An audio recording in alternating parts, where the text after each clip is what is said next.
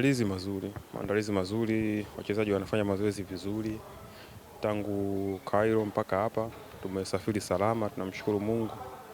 Na wachezaji wanaendelea kujiandaa. Wachezaji wote wanafahamu. Tumekuja kwenye mashindano, tunataka kushindana. Mwalimu amekuwa akiongea na wachezaji karibu kila siku. Kuwaambia kile ambacho anategemea kutokana na mafunzo yake, kile ambacho anategemea kutoka kwao.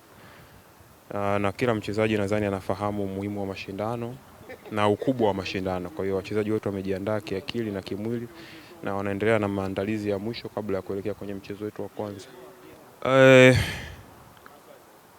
Mimi narudia siku zote.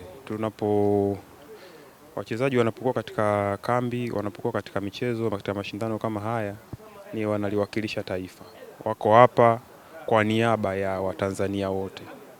Kwa hiyo Watanzania ambao hawako hapa waendelee kuwaombea wanajeshi wao, waweze kuwa salama, waende kupambana vizuri ili kuhakikisha kwamba tunalirudishia taifa heshima na furaha. Hicho ndio kikubwa. Sisi tuko tayari kupambana, kufa uwanjani kwa ajili ya Watanzania wote.